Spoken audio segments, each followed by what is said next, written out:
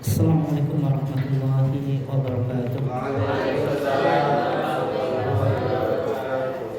Alhamdulillahi wahdah, wassalatu wassalamu ala man la nabiyya ba'dah. Amma ba'd. Yang saya hormati kepala sekolah SD Muhammadiyah 2 Bojonegoro, bapak-bapak, ibu-ibu sekalian, segenap dewan guru dan juga karyawan SD Muhammadiyah 2 Bojonegoro yang dimuliakan Allah. Alhamdulillah, pada pagi yang cerah ini kita diizinkan oleh Allah Subhanahu wa taala untuk bisa memiliki kesempatan dalam upaya kita tafaqquh fiddin, mendalami agama melalui forum yang sangat mulia, yaitu forum ketarjian. Salawat dan salam semoga senantiasa terlimpahkan kepada uswah kita, kedua kita, Nabi Muhammad SAW, keluarganya, sahabatnya, dan seluruh orang yang mengikuti sunnahnya sampai hari kiamat. Bapak dan ibu sekalian yang dimuliakan Allah, untuk tema kajian kita pada kesempatan ini, kita akan mengupas sebuah topik yang penting untuk kita dalami dan nanti bisa kita aplikasikan dalam kehidupan kita, dan secara khusus jenengan semuanya sebagai mudaris atau murabbi yang banyak berinteraksi dengan anak didik, sehingga topik ini penting untuk kita pahami dulu, nanti bisa diaplikasikan, yaitu Al-Ghazali's Religious Daily Activities.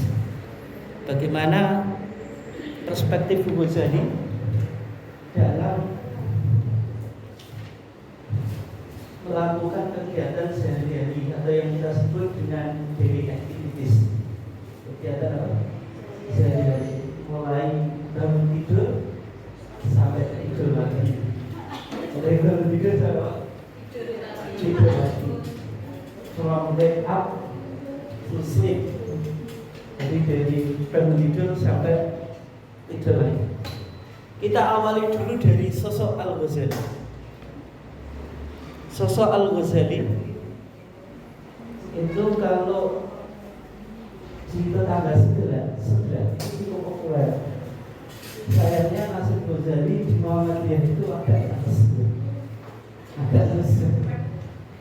nangis itu enggak begitu populer dibanding di kalangan tetangga sebelah, karena NU secara fikih mengikuti salah satu mazhab, secara khusus mazhab Syafi'i.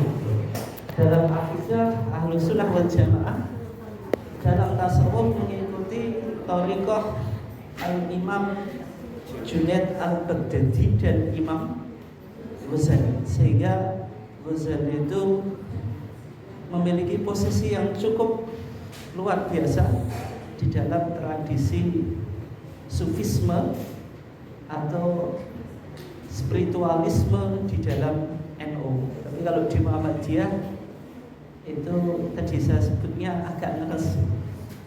Tapi bukan berarti Muhammadiyah tidak memiliki genealogi pemikiran dari Imam Ghazali. Nanti kita lihat ternyata pendiri Muhammadiyah yaitu Kiai Ahmad Dahlan dalam konteks spiritualisme itu banyak membaca karya-karya Ghazali. Kita awali dulu. Who is Al-Ghazali? Siapa Al-Ghazali? Ada yang bisa ngasih jawaban? Tokoh filsafat, berarti filosof. Yang berikutnya penulis buku Ihya Ulumuddin. Yang berikutnya, ayo cepat, kalau nggak bisa tanya Mbak Google. Saya Google siap menjawab. Tahu tasawuf. Terus berikutnya, yuk biar nasib Ghazali gak ngenes di kalangan Muhammadiyah. Tadi filosof, pengarang kitab Ihya Ulumuddin, pakar tasawuf, dan apa lagi? Baru 3 kok. Ya, apa lagi? Apa Apalagi Pak? Sudah ya. Ghazali di hadapan jenengan itu cuma digambarkan menjadi 3 sosok ya. Ahli filsafat, ahli tasawuf, dan pengarang Ihya Ulumuddin. Gak ada yang lain. Ahli fikih terus ahli fikih jadi 4 terus. Ilmu kalam terus. Mbah Google mulai bekerja. Apa lagi? Hujjatul Islam, punya lakop atau gelar apa? Hujjatul Islam, punya the title the proof of Islam. Di Ghazali itu syakhsun wahidun, satu orang, atau rajulun wahidun tapi dia rijal, satu orang tapi memiliki banyak keahlian, multi talented. Dia dalam setiap disiplin keilmuan dia selalu pakar. Jadi tidak hanya punya satu keahlian, tapi punya apa? Banyak keahlian. Sehingga beliau dikenal sebagai Hujjatul Islam. Hujahnya apa? Islam. Orang yang susah untuk dipatahkan ketika berdebat, nggak ada yang bisa menandingi. Al-Imam Ghazali itu terkenal melalui sebuah karyanya yaitu Ihya Ulumuddin. Itu Ihya Ulumuddin. Tapi karena sudah kamu mistake ya nggak apa-apa. Ihya Ulumuddin itu lebih mudah dilafadzkan daripada Ihya Ulumuddin. Lihat. Oleh sebab itu ya sudah kamu mistake, meskipun yang betul Ihya Ulumuddin karena dia mudhof ilaih, hukumnya apa? Majrur, dengan dikasrohkan mim, tidak didhammakan. Ini buku Ihya Ulumuddin ya. Kalau jenengan belum tahu, sudah tahu atau belum? Kalau belum tahu dilihat bukunya ini yang minimal sampulnya ada 10 volumes, yaitu 10 jilid. Ini cetakan yang terbaru, yang umum yang 4 jilid. Siapa Imam Ghazali? Huwa Muhammad ibn Muhammad Ahmad Al-Ghazali. Namanya enak ya, Muhammad 3 kali. Muhammad ibn Muhammad Al-Ghazali At-Tusi. Tus itu salah satu kawasan yang ada di Iran. Sehingga Imam Ghazali orang Arab atau tidak? Bukan. Sehingga jenengan enggak usah pesimis. Saya non Arab, apakah saya bisa menjadi ulama? Bisa. Di antaranya buktinya siapa? Imam Ghazali. Itu bukan orang Arab, orang Persia. Persia sejak dulu luar biasa, perang sama Romawi sampai sekarang gitu. Satu-satunya negara yang berani dengan melawan Amerika dan Israel. Rudalnya di mana-mana. Nggak habis-habis gitu. Yubna bi Abi Hamid. Jadi nama kunyahnya Abu Hamid. Wa yulaqab bi Hujjatul Islam. Dikasih gelar Hujjatul Islam. Itu Imam Ghazali secara singkat. Terus kajian kita itu akan menggali dari sebuah kitab yang disebut dengan Bidayatul Hidayah. Bidayah itu apa? Bidayah. Bidayah itu apa? Bidayah apa? Permulaan, the beginning. Al-Hidayah petunjuk, the guidance. Artinya the beginning of guidance. Yaitu kita memulai perjalanan spiritual untuk mendapatkan hidayah. Ketika kita mengajar orientasi jenengan hidayah atau cari uang? Ada temannya yang namanya hidayah? Yang laki-laki ini jangan-jangan cari hidayah.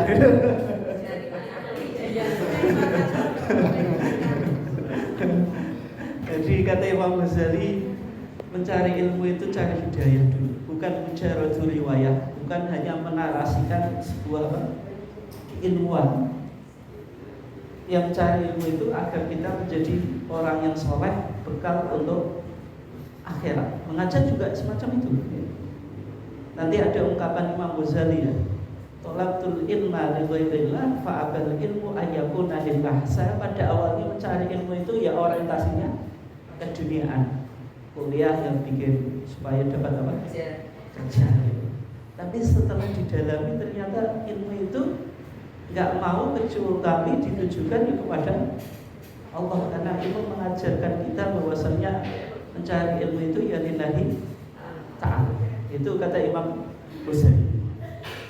Dan di kitab Bidayatul Hidayah, kitab Bidayatul Hidayah itu sebenarnya an introduction to Ihya Ulumuddin. Ihya Ulumuddin itu the revival of religious sciences, yaitu penghidupan ilmu-ilmu apa? Agama. Di kitab Bidayatul Hidayah Imam Ghazali mengatakan fahadhihi nuqdatun yasiratun min dhahiril taqwa wa ya bidayatul hidayah. Pokoknya intinya gini, kitab Bidayatul Hidayah itu bicara tentang aspek ketakwaan secara dohir, secara dohir. Masih bicara aspek eksoterik. Aspek apa? Eksoterik. Eksoterik apa? Coba cari di Google. Eksoterik itu masih aspek ekspresi dohir gitu. Jenengan yang sholat masih level gerakan saja. Masih level apa? Gerakan. Zakat ya sekedar mengeluarkan uang. Ngajar ya sekedar apa? Menyampaikan gitu. Tidak menghayati. Itu dohiru apa? Takwa. Takwa yang masih aspek dohir. Belum sampai pada aspek esoteris atau esoterik. Itu aspek yang dalam, bahwasanya ibadah kita itu bukan secara fisik saja tapi juga secara apa? Batin. Tapi orang untuk memahami spiritual ibadah itu harus melakukan hal-hal yang dohir dulu gitu. Itu ya. Intinya kitab Bidayatul Hidayah itu kitab yang menjadi pengantar menuju Ihya Ulumuddin. Kalau jenengan ingin sampai ke Ihya Ulumuddin, yang baca Bidayatul Hidayah. Makanya kata Imam Ghazali, fa'alaika bi kitab Ihya Ulumuddin. Kalau engkau selesai belajar Bidayah, maka engkau kaji kitab Ihya Ulumuddin. Bidayatul Hidayah meskipun nggak sepopuler Ihya Ulumuddin, tapi kitab ini luar biasa. Dibuktikan lahir beberapa terjemah Ihya Ulumuddin, di antaranya dalam versi Melayu. Versi Melayu bukan Melayu lari itu ya. Tapi Melayu itu bahasa Melayu yang diterjemahkan oleh siapa yang bisa baca ini? Inilah kitab yang bernama Hidayatus Salikin. Hidayatus Salikin fi Suluki Maslakil Muttaqin. Coba. Jenengan orang Melayu atau orang apa? Nah, ini bukan tulisan, ya tulisannya Arab tapi bukan bahasa Arab. Coba apa?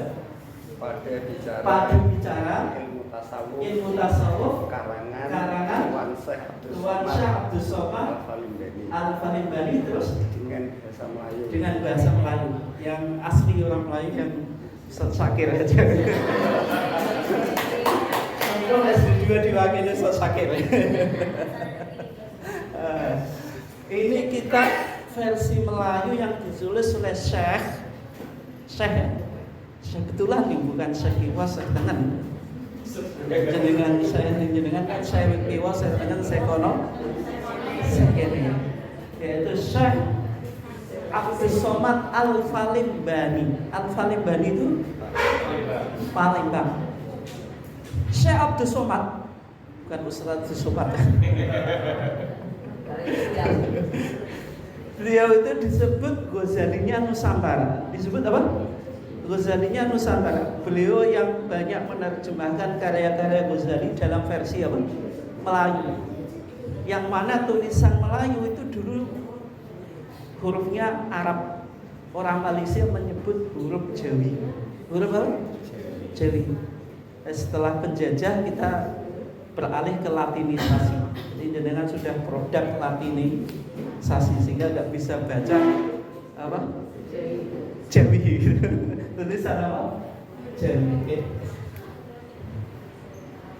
Terus ini versi Malaysia atau Malay.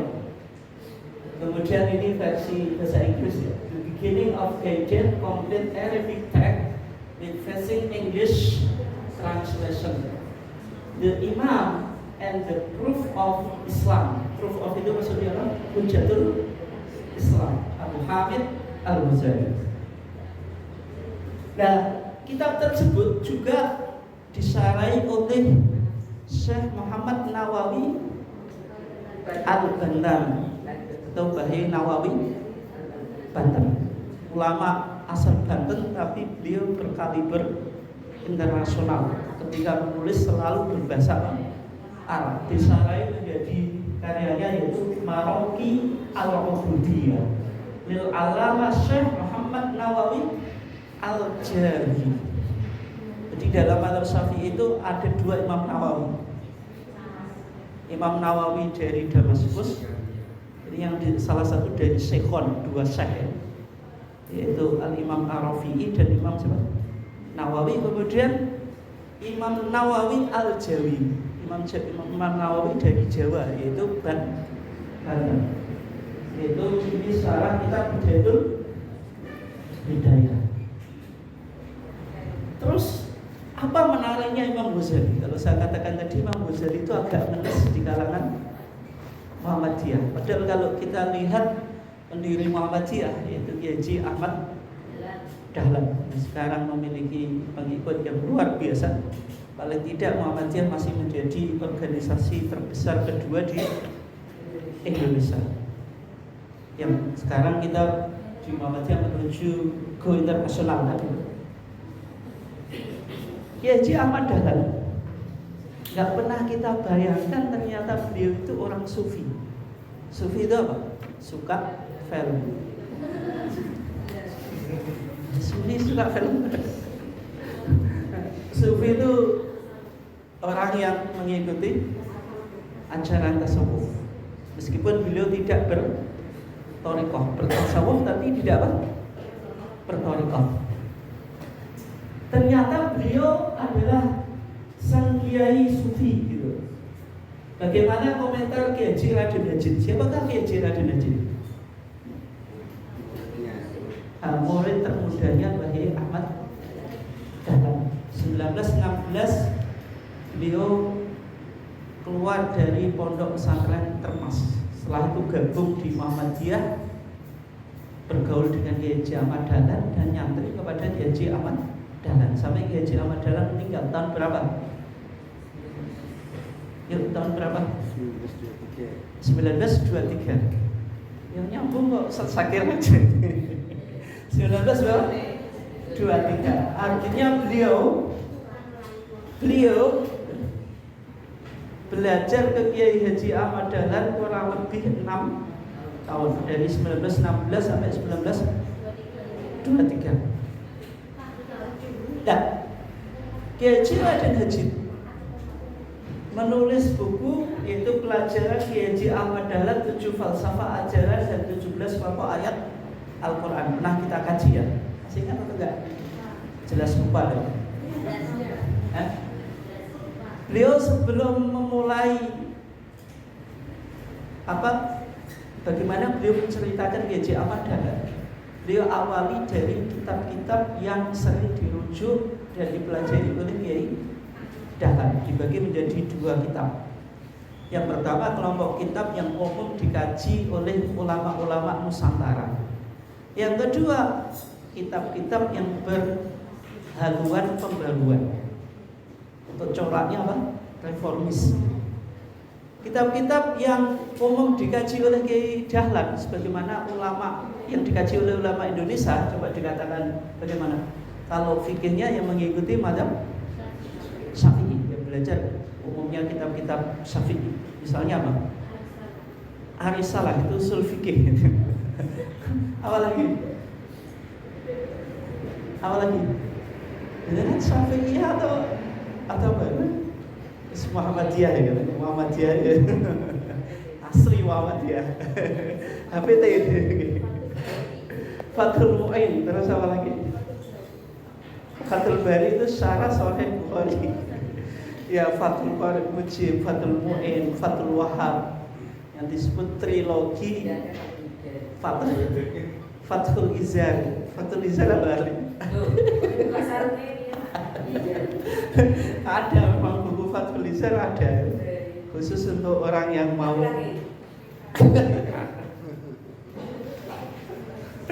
Terus Fathul Izar itu yang sudah menuju rumah tangga. Terus ya nek Fathul Jiri. Fathul Jiri ilmu yang tidak berdasarkan apa? Tidak berdasarkan sumber data yang jelas. Itu apa? Jiri-jiri. Jiri ini kono ini, jiri ini gini. Ngono. Itu namanya Fathul Jiri. Terus dalam bidang teologi yaitu mengkaji kitab-kitab beraliran Ahlus Sunnah wal Jamaah, tapi bukan Aswaja ya. Meskipun Ahlus Sunnah wal Jamaah itu dipendekkan menjadi Aswaja. Oleh sebab itu Muhammadiyah bukan Aswaja, tapi Muhammadiyah jelas Ahlus Sunnah wal Jamaah. Kok gitu Ustaz? Karena Aswaja itu sudah diklaim tetangga sebelah.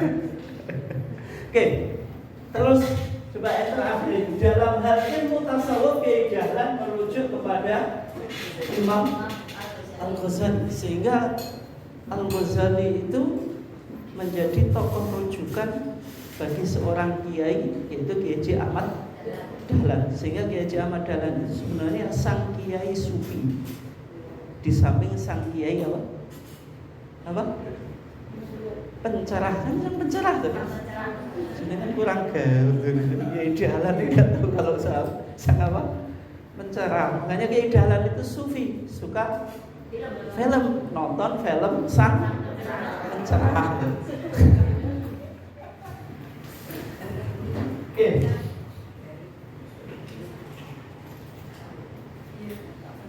Nah, di samping Kiai Dahlan juga banyak mengkaji kitab-kitab yang ditulis oleh Abdul Syekh Muhammad apa? Abdul, mulai dari Risalatul Tauhid, ada tafsir Juz' Amal Muhammad Abdul, terus tafsir Al-Manah yang ditulis oleh Syekh Muhammad Ridho. Nah, Kiai Dahlan menurut penuturan Kiai Jalaluddin Hajid pernah merujuk kitab Bidayatul Hidayah. Bidayatul apa? Hidayah.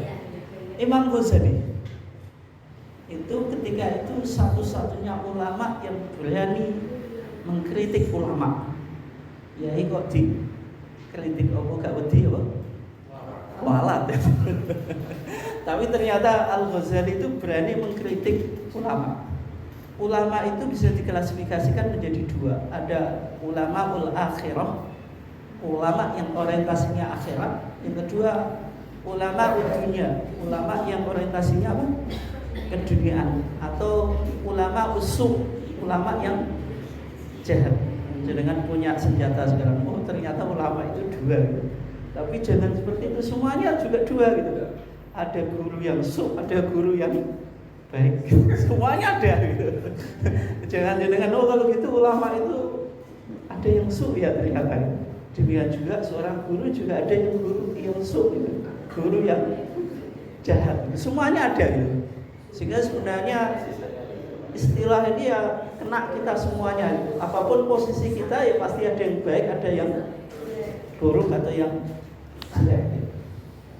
Dan Kiai Dahlan ketika itu mengkritik ulama, yang mana ulama itu hanya fokus pada dirinya sendiri, nggak mau memperbaiki apa umat. Padahal umat itu sudah apa? Sudah bijak. Ulama hanya nyaman dalam posisinya apa? Sendiri. Maka Kiai Dahlan ketika itu satu-satunya ulama yang berani mendeklarasikan dirinya bahwasanya saya ulama ulama yang jahat. Kalau mengaku ulama jahat berarti harus apa? Ditaubati. Ya kan gitu. Bagaimana caranya taubatnya Kiai Dahlan, yaitu memperbaiki umat. Memperbaiki apa? Umat. Sehingga kalau kita lihat Kiai Dahlan nanti di bukunya Kiai Haji Raden Hajid ya, bukan Kiai Haji Raden Sujat ya. Beliau ketika mendirikan Muhammadiyah sebenarnya terinspirasi dari pernyataannya Imam Ghazali. Ini yang jarang disampaikan Pak. Di KMD kayaknya sampai sekarang belum ada yang mengarah ke situ. Kayaknya KMD itu faktor lahirnya Muhammadiyah itu tidak dimunculkan sosok apa? Ghazali. Ya kan yang ngajar KMD di sini. Ada nggak keterpengaruhan Ghazali terhadap keterpengaruhan Kiai Dahlan dari Ghazali? Nggak ada tuh ya. Padahal di bukunya Kiai Sujat dan juga Kiai Haji Raden Hajid itu jelas gitu. Di Ihya Ulumuddin itu ada ungkapannya Imam Ghazali yang bikin pusing Kiai Dahlan. Bagaimana ungkapannya Imam Ghazali? Fasadu ar-ra'iyati bi fasadil muluk. Kerusakan rakyat itu sebab kerusakan apa? Penguasa. Nek rakyat sekarang bejat, itu karena penguasanya apa? Bejat gitu. Korupsi, kalau atas korupsi, bawah ya pasti apa? Korupsi. Betul atau enggak? Yang beda kan hanya nilai korupsinya itu, yang atas besar, yang bawah kecil, tapi dua-duanya melakukan apa? Korupsi. Nah terus wa fasadul muluk bisababi fasadil ulama. Rusaknya penguasa juga tak lepas dari rusaknya ulama. Ulama tidak menyuarakan kebenaran. Nah ungkapannya Imam Ghazali ini bikin Kiai Dahlan gelisah. Apakah saya termasuk ulama? Sehingga Kiai Dahlan mengkritik ulama-ulama yang nyaman di zona aman. Beliau berani tampil untuk memperbaiki umat, sehingga lahirlah Al-Jamiyah Al-Muhammadiyah atau Persyarikatan Muhammadiyah 12. Secara umum pemikiran Kiai Dahlan itu dipengaruhi oleh dua tokoh. Yang pertama Al-Ghazali, yang kedua siapa? Muhammad Abduh. Dalam konteks spiritualisme, Kiai Dahlan dipengaruhi oleh Imam Ghazali. Tapi Imam Ghazali di tangan Kiai Dahlan itu menjadikan tasawuf tidak hanya identik dengan uzlah. Uzlah itu apa Pak Bu?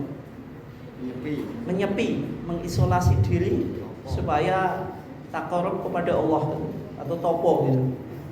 Itu namanya uzlah. Tapi tasawuf dari uzlah, minal uzlah ilal ikhtilat. Ikhtilat itu berinteraksi apa? Sosial. Kalau kita bertasawuf, itu tasawuf yang produktif. Tasawuf yang produktif apa? Tasawuf yang bikin rumah sakit, bikin sekolah, care terhadap orang miskin. Nanti melahirkan trisula itu.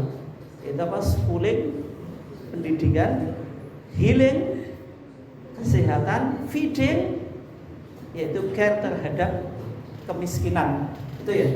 Itu tasawuf yang produktif. Tasawuf terkesan mistik gitu. Mitos, orang Jawa menyebut apa? Klenik gitu. Hal-hal yang enggak rasional. Jumatan di Mekah. Kalau kelasnya jenengan Jumatan masih di mana, Pak?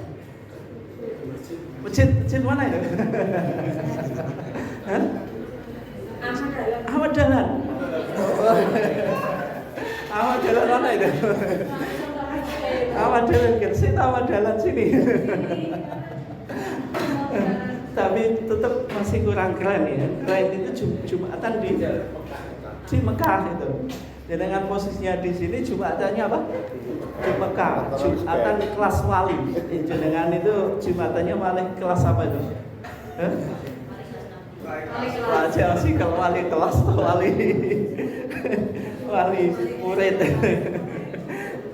Nah, yaitu seorang wali ngaku Jumatan di Mekah. Ketika ditanya oleh orang yang pulang habis Jumatan melihat seorang wali, kenapa nggak ikut Jumatan? Saya sudah Jumatan di Mekah. Padahal sini sama Mekah itu terpaut berapa jam? 4 jam, sekitar 4 atau 5 jam ya. Kan nggak mungkin itu. Berarti sini selesai Jumatan, Mekah sudah Jumatan atau belum? Belum. Nah, dunia tasawuf yang identik dengan klenik maka dibawa oleh Kiai Dahlan menjadi rasional. Karena Kiai Dahlan juga terpengaruh oleh pemikiran Abduh yang cenderung apa? Rasional. Sehingga Kiai Dahlan itu berhasil mensintesiskan antara dua pemikiran, yaitu spiritualisme dan apa? Rasionalisme. Spiritualisme Al-Ghazali dan rasionalisme siapa? Abduh. Nah, sekarang kita masuk pada apa yang dimaksud dengan bidayatul hidayah. Wah, bidayatul hidayah. Apa yang dimaksud dengan bidayatul hidayah? Kata Imam Ghazali, fa in qulta fama bidayatul hidayah bi jariban nafsi fiha. Apa Bu Kiki artinya?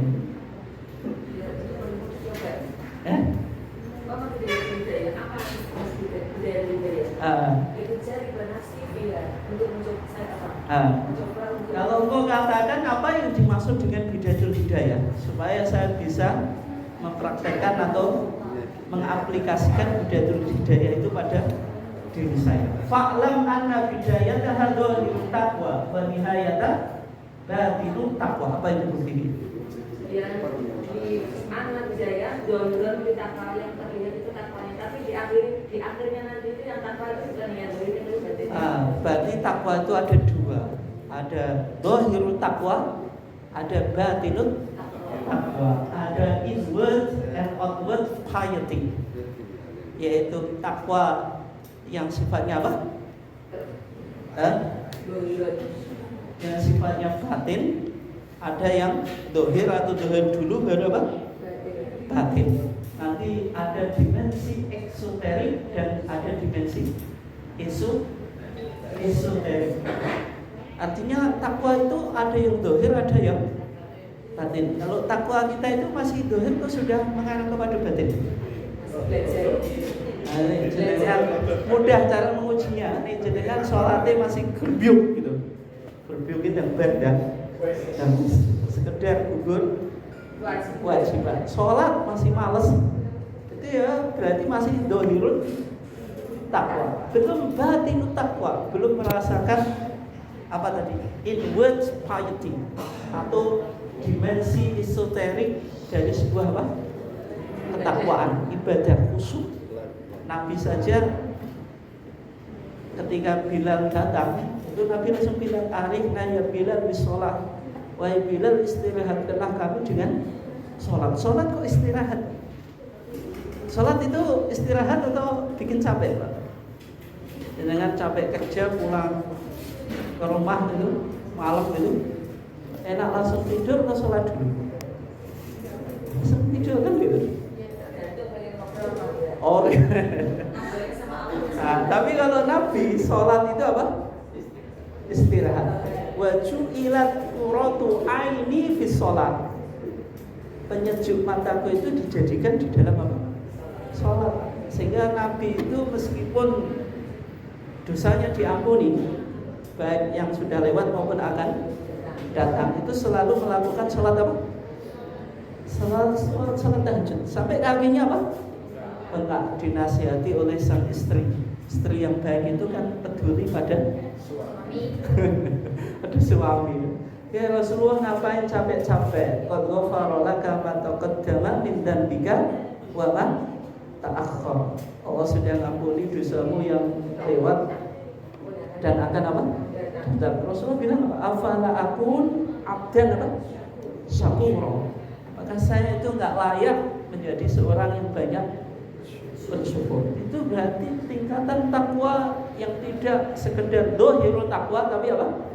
Batinul takwa.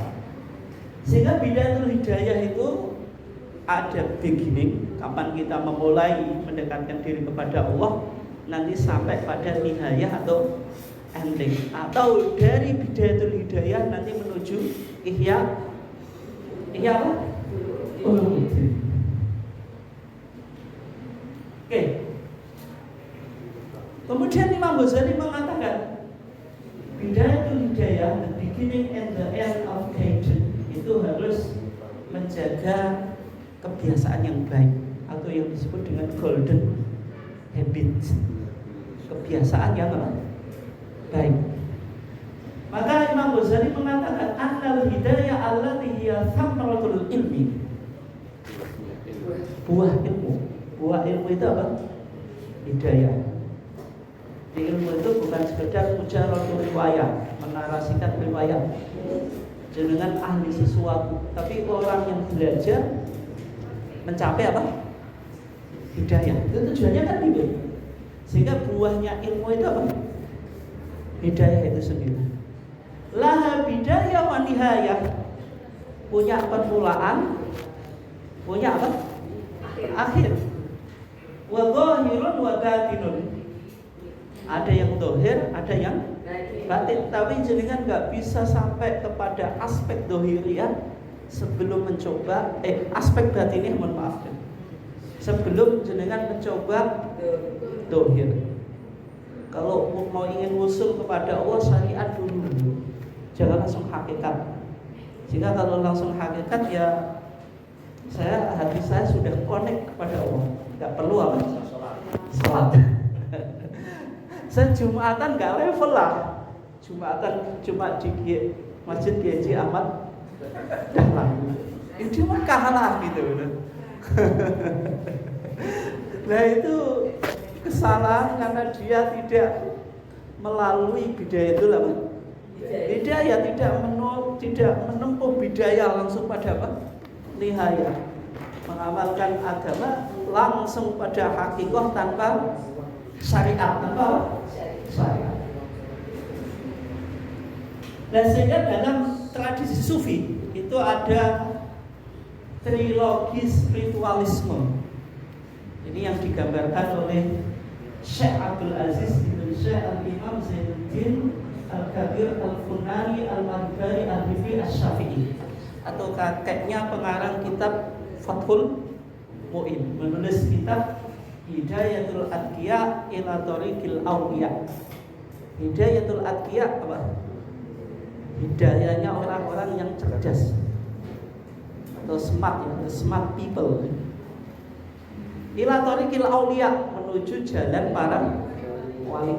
Jenengan ingin jadi wali, berubahlah jadi wali kelas menjadi wali betulan gitu. Wali murid menjadi wali apa? Betulan.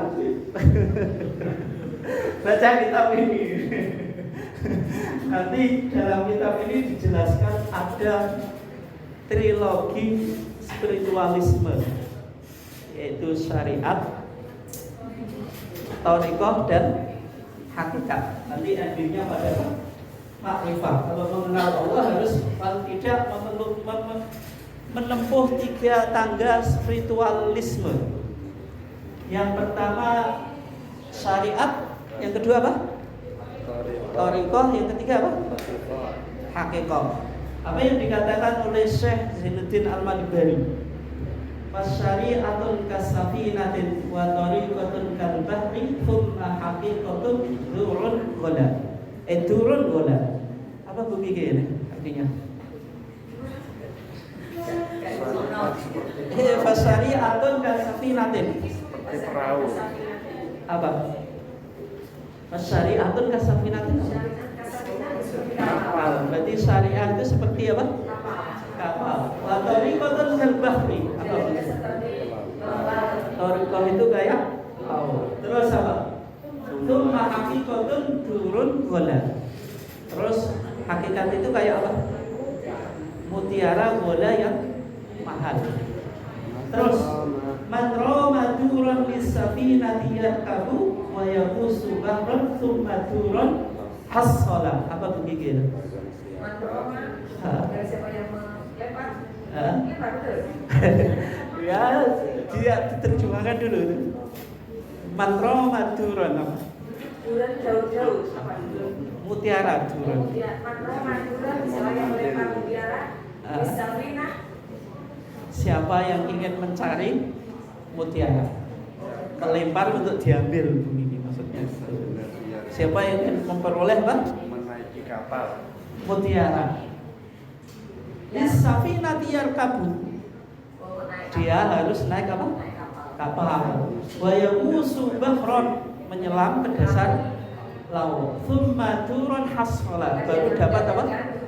Mutiara. Sehingga perjalanan spiritual itu seperti ini ya. Kalau jenengan ingin dapat mutiara, ibu dengerin dulu. Kita bicara apa? Mutiara. Caranya bagaimana? Naik kapal. Naik kapal dulu. Kapal itu ibarat apa?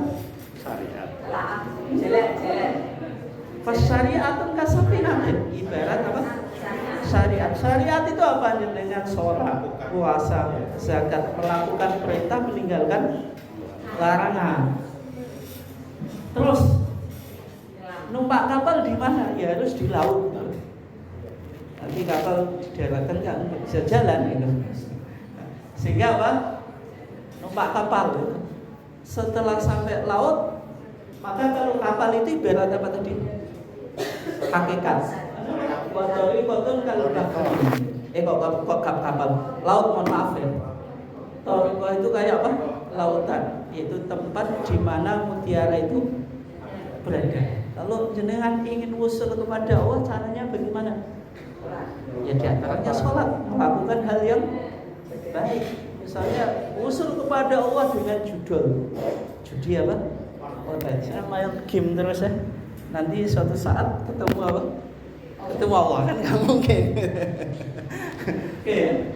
Nah, baru setelah itu maka mendapatkan apa? Mutiara. Kalau sudah di lautan, maka menyelami lautan dapatlah apa? Mutiara. Inilah perjalanan spiritual yang harus apa? Ditempuh. Kalau kita potong kompas atau cari jalan singkat, shortcut, gitu, maka yang terjadi apa? Kesesatan tadi. Inginnya langsung pada nyampe mutiara, sampai pada apa?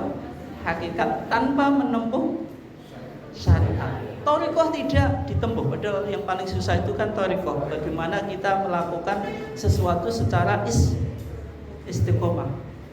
Ingin pandai, ingin paham tarjih, ngajinya pisan langsung Pak. Apa Pak? Hebat sih hebat-hebatnya. Kan nggak mungkin. Thariqah itu butuh apa? Istiqomah. Makanya nanti di penutupnya ya kata Imam Ghazali, engkau ketika mencoba jalan ini harus istiqomah.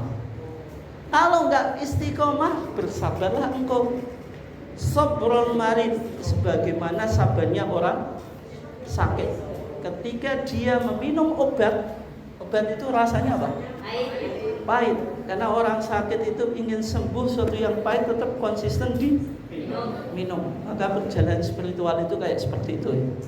Kalau nggak bisa istiqomah, minimal berusaha sabar kayak sabarnya orang sakit meminum apa? Obat. Sudah tahu obat itu nggak enak tapi tetap diminum. Kenapa? Ingin sembuh gitu. Itu bagaimana perjalanan spiritual yang digambarkan oleh Ghazali. Kalau tadi kan terkesan sofistik ya, Muhammadiyah kan apa Pak? Rasional gitu. Nah, kita di Manhaj Tarjih tahun 2000 di era Profesor Amin Abdullah itu diusung 3 pendekatan untuk menjembatani kegersangan spiritual di dalam tubuh apa? Muhammadiyah. Orang Muhammadiyah itu kan sangat rasional tuh ya. Sehingga apa? Kritis. Semuanya dikritik, nggak ada yang tidak dikritik. Baik yang baik pun apa? Dikritik. Dengan guru mati-matian ngajar murid pasti dikritik gitu. Itu di Muhammadiyah gitu kan. Komplain. Kadang kritiknya tidak konstruktif tapi destruktif. Ya itu di Muhammadiyah gitu loh. Kan gitu tuh ya. Nah, sehingga 3 pendekatan ini bisa jadi menjembatani gersang di segalanya gitu. Nilai-nilai apresiasi, nilai-nilai spiritual itu kadang tidak ada. Maka di era Profesor Amin Abdullah diusung 3 pendekatan. Yang pertama bayani, yang kedua burhani, yang ketiga apa? Irfani. Apa yang disebut dengan bayani? Ya, tadi sudah beberapa kali saya jelaskan tadi. Aceh bisa jawab bayani. Misalkan rasio. Enggak bayani apa? Bayan kata Bu Kiki penjelasan. Misalkan mas. The explanation gitu bayani. Apa ya? Ada yang tahu? Nas gimana? Yaitu betul pendekatan yang titik tolaknya dari an-nusus asyariyah, tek-tek keagamaan, yaitu Al-Quran, Sunnah dan kitab-kitab kuning. Itu disebut apa? Bayani. Berarti bayani itu kita berangkat dari dalil Al-Quran dan As-Sunnah. Burhani itu intelek, rasio. Itu apa? Pendekatan yang titik tolaknya akal. Akal itu ya filsafat atau sains. Ilmu apa? Pengetahuan berdasarkan pendekatan rasionalitas dan apa? Empiris. Kan gitu deh. Ya. Terus irfani itu intuisi. Apa kata hati? Apa kata apa? Hati. Kadang-kadang nih kita berdebat itu enggak ketemu secara bayani mentok, secara apa? Burhani mentok. Akhirnya kita kembali pada apa? Irfani, hati kan. Hati nurani gitu. Ada kebenaran yang sangat dalam yang dimiliki oleh nurani orang masing-masing. 3 pendekatan ini diusung untuk tadi memberikan pandangan terhadap sesuatu itu lebih mengakomodir 3 pendekatan ini. Kalau kita sangat bayani itu tekstualis. Semuanya berdasarkan teks. Kadang-kadang nih orang teksnya sangat kaku, itu kan menjadikan beragama itu susah gitu. Ya kan gitu. Beberapa kelompok yang mutasaddidin, orang beragama tapi apa? Sangat keras, terlalu ekstrim apa? Tangan. Jihad itu dalam Quran fisabilillah itu ya jihad. Jihad dalam arti perang. Enggak ada makna jihad selain perang. Fisabilillah enggak ada makna selain kita itu berperang, kan ya susah. Oke. Kalau sangat burhani, sangat rasional, itu nanti kadang-kadang kita liberal gitu, ya kan? Jilbab itu budaya Arab gitu. Ibu-ibu yang berjilbab itu hanya meneruskan apa? Tradisi. Kan repot juga kan gitu. Yang penting itu menutup hati, tidak usah menutup apa? Kepala. Percuma kalau kepalanya ditutup tapi hatinya masih jelek, ilmiah.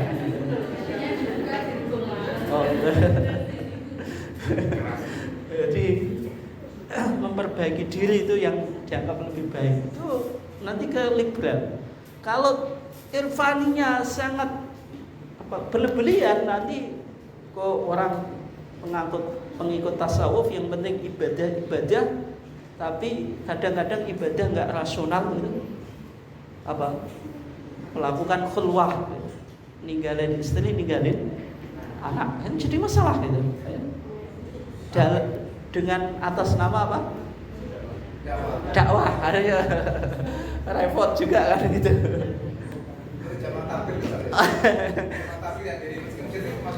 Ya kan problemnya di situ, kritik kepada jamaah tabligh yang khuruj. Khuruj itu apa? Khuruj itu jauhlah, keluar untuk melakukan perjalanan apa? Dakwah.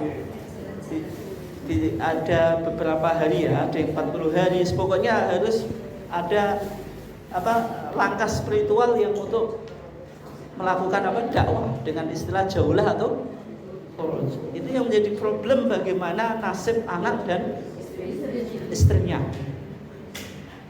Amr ibn As itu seorang laki-laki, dengerin Pak Bu, penting, ibu-ibu terutama.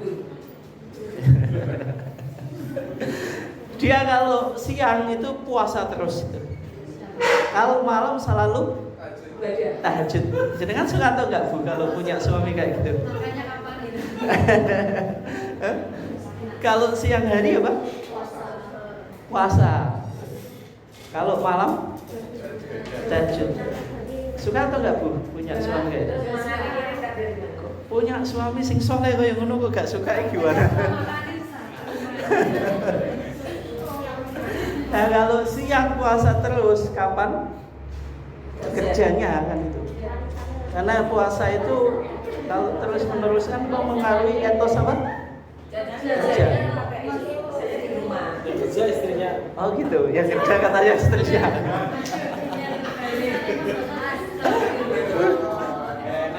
Kalau malam tahajud itu. Jadi kerjanya di rumah nggak perlu. Oh gitu ya.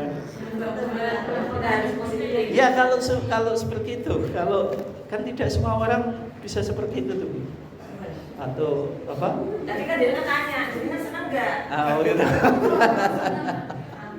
Angger kayak cukup kafe kamu. Ya kalau malam tahajud itu suka atau enggak? Tiap hari tahajud. Tiap hari tahajud, jadi kan kapan kesentuhnya kan gitu. Tiap hari ya, bukan Tiap hari. ya. Ya tiap malam itu. Ya pas bangun tidur 1 jam. Ya tahajud yang terbaik jam berapa Bu? Ya nenek tiap malam gitu loh. Nanti masih ada seperti yang lain. Atus bengi adem Bu, atus bengi adem. Oh, ya kira mau.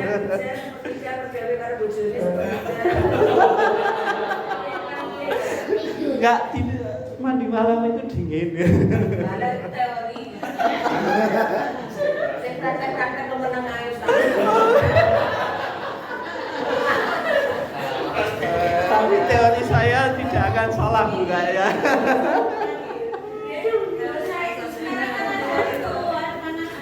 Oh, panas. Canggih betul. Berarti yo apa ngodok banyu panas ya. Oh gitu ya. Luar biasa lah kayak ini. Sekarang apa working from home terus malam juga sudah lengkap apa fasilitas. Yes, intinya suka ya kalau ada suami kayak gitu, ibu-ibu. Suka ya? Belum ada ini. Belum ada. Atau suaminya jenengan levelnya di bawah Amr bin As. Jenengan kalau malam yang tahajud itu, yang suami apa? Tidur gitu ya. Masalahnya belum ada yang begitu udah jadi. Oh gitu. Nah, ketika Nabi tahu apa yang dilakukan Amr bin As itu, Amr bin As ditegur. Dikomentari, wahai Amr bin As, kata Nabi apa? Asumu wa aftiru. Saya itu kadang-kadang puasa, kadang-kadang apa? Berbuka. Wa akumu, terus apa Pak? Wa usolli. Kadang-kadang saya itu apa? Ayo kalau kok wa aku. Wa anamu wa akumu atau wa usolli. Kadang-kadang saya apa? Tidur, kadang-kadang apa? Sholat. Seperti itu kan gitu. Itu orang yang beribadah kelompok mutasaddidin, sangat ekstrim apa? Beribadah. Itu kalau Amr bin As di hadis Abu Hurairah itu ada sahabat namanya Safwan ibn Mu'attal. Safwan ibn Mu'attal. Sofwan ibn al-Mu'attal. Sofwan ibn Mu'attal itu Pak Bu, kalau istrinya sholat dipukul. Sholat apa? Dipukul. Kalau istrinya puasa, enggak, dipaksa untuk muka. Dia enggak bangun kecuali kalau matahari terbit. Suka Bu dengan punya suami kayak gitu? Suka tuh ya? Jenengan sholat pukul. Istri sholat apa? Dipukul. Istri puasa bisa muka.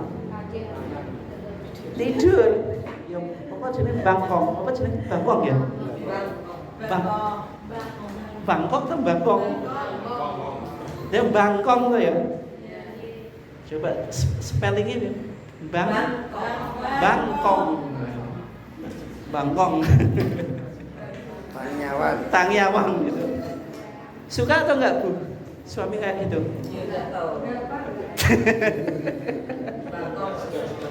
Ya sudah saja. Akhirnya istrinya itu ya komplain kepada Rasulullah, konsultasi, ya Rasulullah suami saya gini gitu. Semuanya kan istri sholat dipukul gitu. Istri puasa paksa apa? Berbuka. Tangi yang kesiangan. Ternyata Sofwan ibn Mu'attal ketika diklarifikasi oleh Rasulullah, apakah yang kau lakukan itu seperti itu? Kata Sofwan ibn Mu'attal, ya Rasulullah, istri saya kenapa kok saya pukul ketika sholat? Dia kalau sholat itu baca 2 surat, nggak cukup 1 surat. Apalagi Al-Baqarah, Al-Imran itu. Anak nangis, suami apa Pak? Suami bingung, malah si suami sing ngomong gitu. Apalagi pas masak itu, akhirnya ya suami yang masak. Makanya sama Sofwan ibn Mu'attal istrinya apa? Dipukul gitu. Sholatnya kelamaan gitu. Yang seharusnya 1 surat menjadi 2 surat.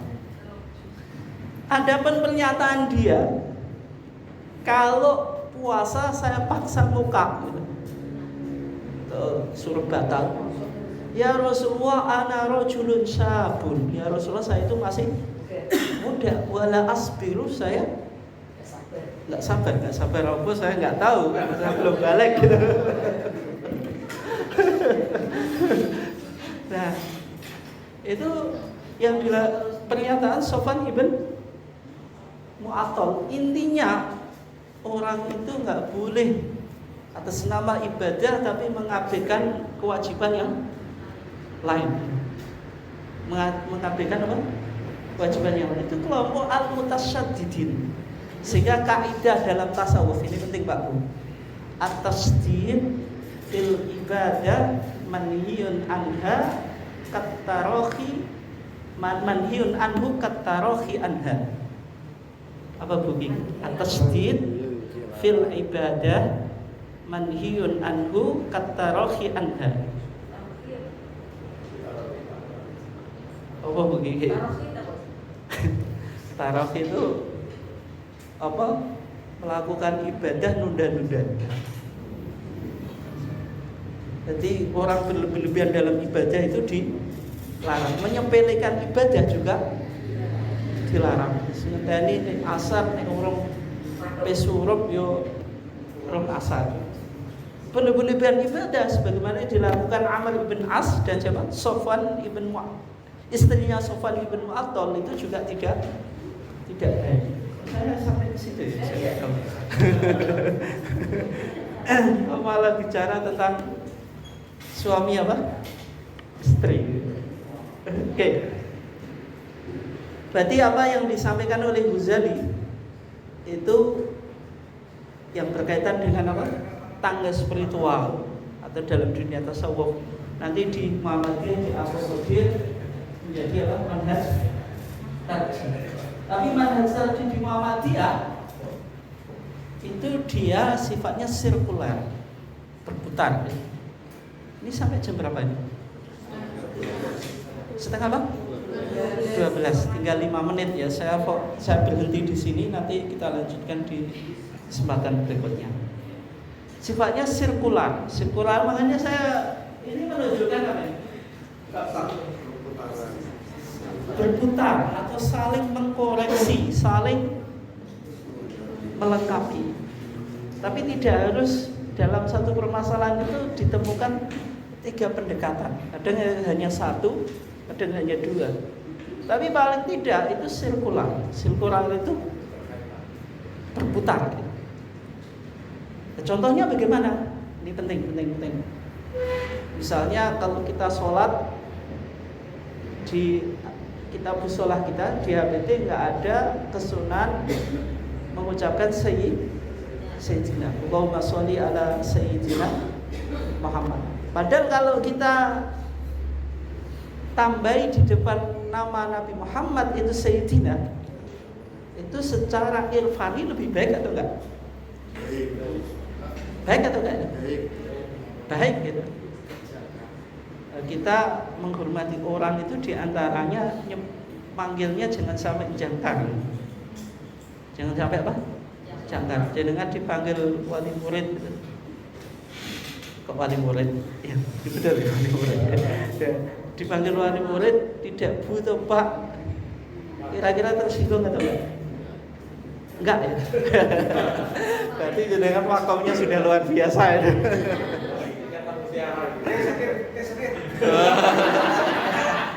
Biasa kan murid pengarap.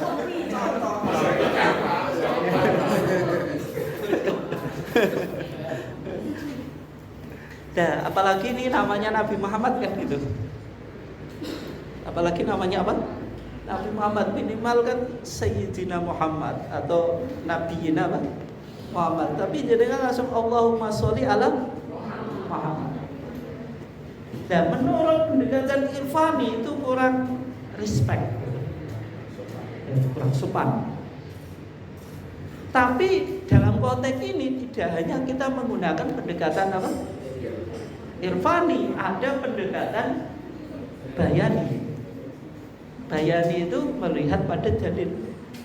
Ketika ada sahabat yang bertanya kepada Nabi, ya Rasulullah, kaifa nusolli alaika fis sholatina? Ya Rasulullah, bagaimana kita membaca sholawat di dalam sholat kita? Lu kata Nabi, Allahumma sholli ala Muhammad. Ucapkanlah Allahumma sholli ala Muhammad. Sehingga Muhammadiyah dalam konteks ibadah mahdhah tidak perlu menambahkan Sayyidina. Tapi di luar ibadah mahdhah kayak kita misalnya saya nyebut wassallallahu ala Sayyidina Muhammad, boleh atau? Boleh, karena di luar ibadah mahdhah. Oke, itu contoh bagaimana aplikasi apa? 3 pendekatan tadi, bayani, burhani, irfan. Contoh yang sering saya sampaikan sebelum saya tutup kebetulan ini. Kalau jenengan sholat yang laki-laki nih, bapak-bapaknya, tanpa baju atas Pak, bebetan dok, celana dok, yang penting apa? Antara pusar dan lutut itu baina surah wa rukbah itu tertutup. Secara fikih kan sudah sah ya. Bayani sah. Bayani apa? Sah. Karena auratul rajuli ma baina surah wa rukbah, antara pusar dan lutut. Sah kan ya? Nah. Terus secara bayani, secara burhani, akal, sholat tanpa baju atas itu baik atau enggak? Ya bisa baik, bisa tidak. Nek jenengan di tempat umum ya enggak baik burhani. Tapi kalau tempat sendirian, udara lagi panas, lebih khusyuk. Itu burhani akal. Tapi irfani, hati nurani. Jenengan ketemu manusia saja, berangkat ngajar itu tetap pakai baju atas Pak ya.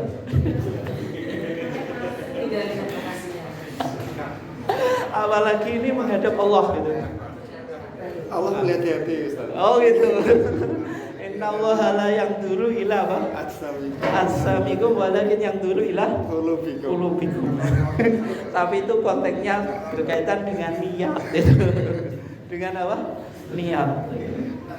Oke ya. Jadi itu contoh bagaimana aplikasi pendekatan Bayani, Burani, Irfan. Mungkin itu saja kajian kita. Intinya kita belum masuk pada topik kita. Ini baru apa? Pengantar. Pengantarnya saja luah ya kan? Kan masih pengantar itu. Pentingnya aspek dohir, aspek apa?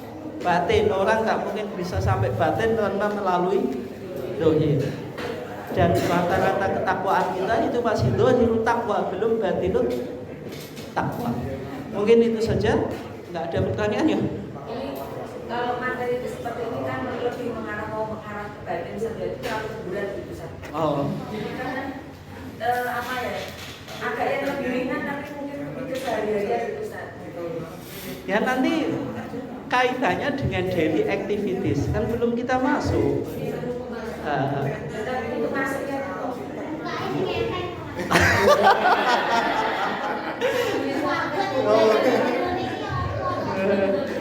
Enggak buka ini skaboten kok mlebu jadian.